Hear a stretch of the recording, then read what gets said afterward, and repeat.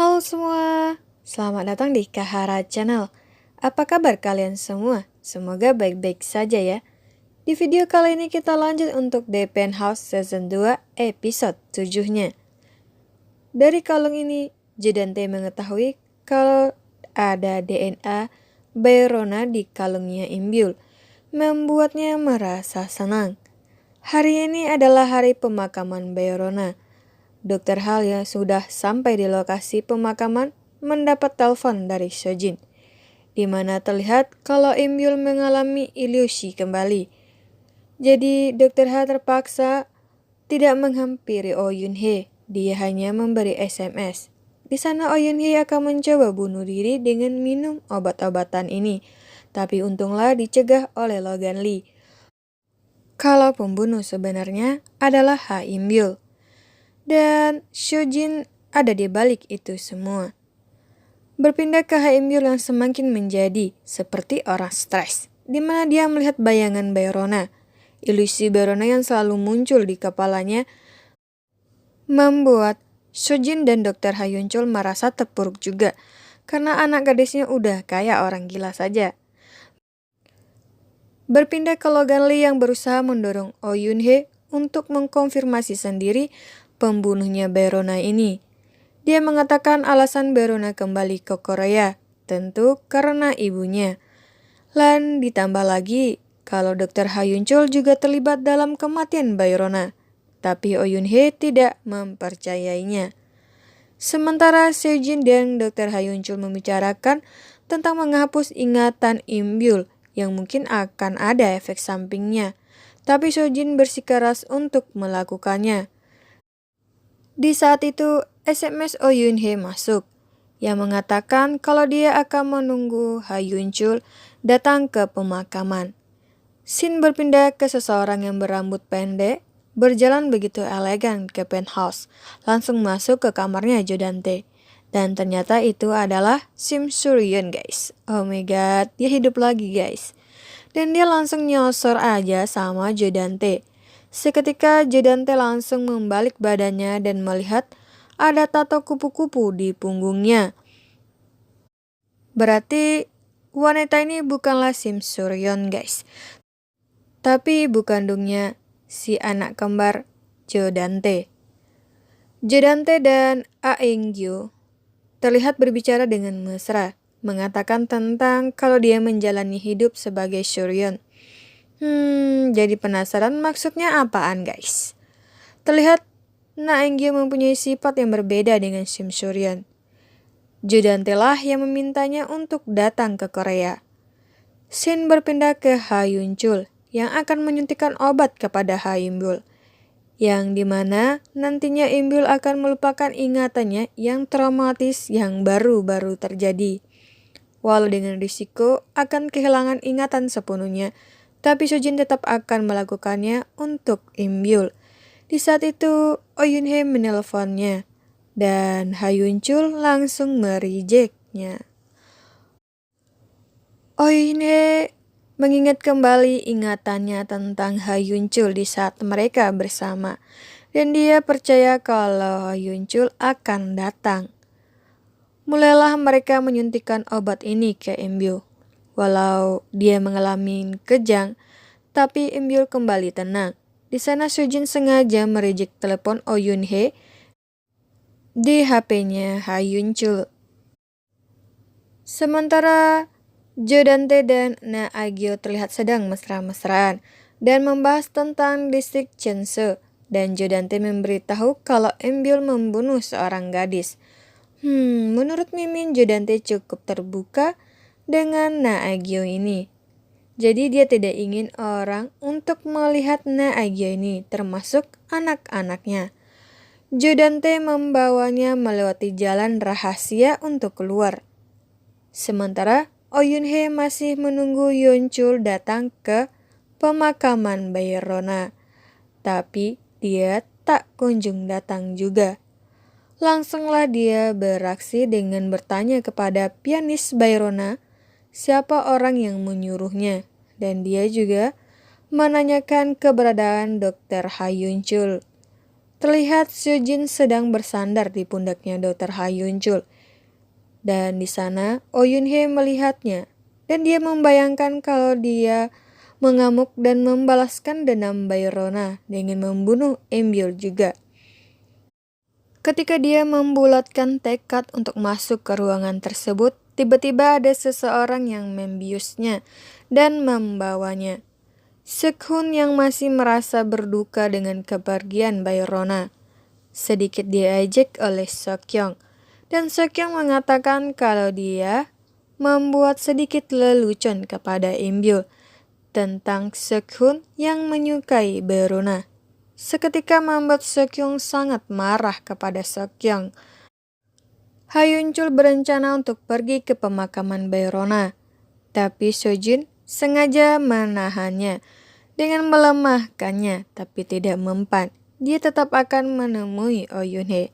Sojin malahan langsung memeluknya dan mengajaknya untuk berdamai lagi. Enak ya si nenek lampir mau balikan aja. Tapi Ha Yun-chul menolaknya dengan keras. Walau dia menyadari kalau dia salah, tapi di satu sisi dia harus melindungi anaknya. Ketika Ha Yun-chul sampai di rumah, dia tidak menemukan Oh Yun-hye dan dia juga menelponnya tetapi tidak aktif. Keesokan harinya ternyata Logan Lee lah yang membawa Oh Yun-hye. Logan Lee dan ibu ini menceritakan apa yang dia tahu kepada Oh Yun-hye, di mana Sojin sengaja memesan gaun Embyul yang baru. Di saat itu, Oh Yun-hye melihatnya. Tapi mereka masih belum mengetahui siapa yang membunyikan alarm kebakaran malam itu. Oh Yun-hye dengan emosi bangun dari tempat tidurnya, di mana Oh Yun-hye berencana akan menghabiskan mereka semua, lalu dia akan membunuh diri. Tapi Logan Lee mencegahnya, karena hanya Ha Yun-hye lah yang bisa membalaskan dendam ini. Logan Lee menyuruhnya untuk mencari Na Agyo, ibu kandungnya si kembar, karena dia tahu semua rahasia Jo Dante. Jadi, Na Agyo pernah menelponnya dulu, di mana dia mengatakan apa yang dilakukan Jo Dante kepada Sim Suryeon. Lalu setelah itu dia menghilang. Dia mirip dengan Sim Suryeon, guys. Berpindah ke Na Agyo dan Jo Dante. Ternyata Jo Dante menginginkan tanah atas namanya yang di Gangnam karena dia ingin menjualnya untuk kelancaran bisnisnya. Imbyul sudah sadar dan obat itu ternyata berhasil, guys. Dia lupa ingatan dengan kejadian di hari festival tersebut. Sojin memastikan sampai mana ingatan Imbyul dan dia memberitahu perkembangannya kepada Ha Yun-chul.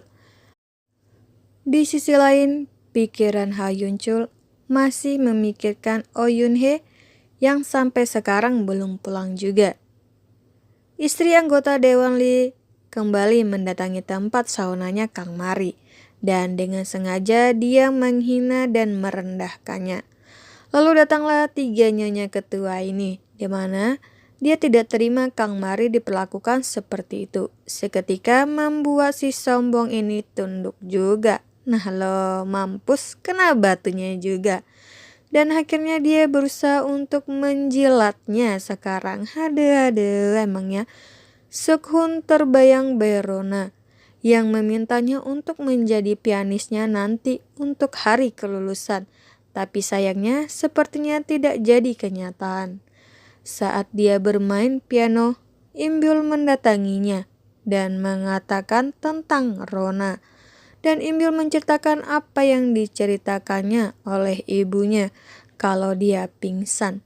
Tapi ternyata Sekhun melihatnya keluar sewaktu alarm dibunyikan. Nah, Sekhun mencoba menggoda Imbyul. Lah, kok beneran suka kah? Atau berpindah ke Sojin dan Jo Dante dan anggota Dewan Lee beserta istrinya yang sedang makan siang bersama. Di sana dia mengambil foto Sojin dan diposting ke sosial media.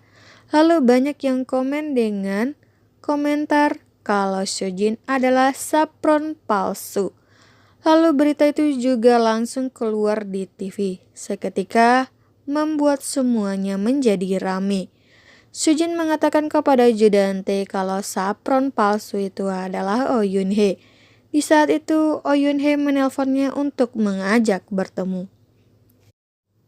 Bertemulah mereka berdua. Sojin menanyakan apakah yang diinginkan oleh Oh Yun Hee, asalkan jangan dia mengatakan kalau dialah sapron palsunya. Oh Yun Hee menyuruhnya untuk berlutut dan meminta maaf karena masa lalu di mana dia menggorok lehernya. Tak disangka guys, Sojin benar-benar berlutut untuk meminta maaf. Dan dia juga mengumumkan kalau dia akan pensiun dan tidak akan bernyanyi lagi. Mengakui kalau dia memakai sapron palsu. Imbyul kaget dengan keputusan ibunya, sedangkan anak Jodante menanyakan apakah dia akan melanjutkan ke pernikahan dengan Sojin. Tentunya Jodante akan melanjutkannya. Setelah pengumuman tersebut, Ha Imbyul terlihat sangat marah kepada Sojin. Begitupun Sojin yang sudah membuang harga dirinya yang tinggi. Dia membayangkan bagaimana orang-orang akan merendahkannya. Di sana ada Ho Yun Chul yang menenangkannya. Sedangkan Jodante merasa sangat senang karena posisi Sojin yang lagi sekarat. Sekretarisnya Jodante mengatakan kalau tanah atas nama Jo Hain dipindahkan ke Oh Yun Hee.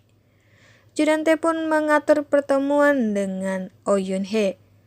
Keesokan harinya, Oh Yun Hee datang 1 jam lebih cepat dari janji dengan Jodante. Dan dia memberikan alasan kepada pembantunya untuk menunggu di ruang kerja Jodante. Di ruang kerja Jodante, Oh Yun Hee yang diberitahu seseorang tentang jalan rahasia yang di rumah Jodante. Lalu Jodante yang baru sampai di rumahnya diberitahu kalau Oh Yun Hee menunggunya di ruang kerjanya. Di situ dia merasa curiga dan dia mengambil pisau. Ternyata jalan keluarnya ini langsung ke tempat parkiran yang di sana Oh Yun Hee melihat Na Agyo dan ceritanya bersambung. Jadi jika kalian menyukai video ini, jangan lupa like, share, dan subscribe-nya guys. Biar Mimin tambah semangat lagi. Oke deh, bye-bye.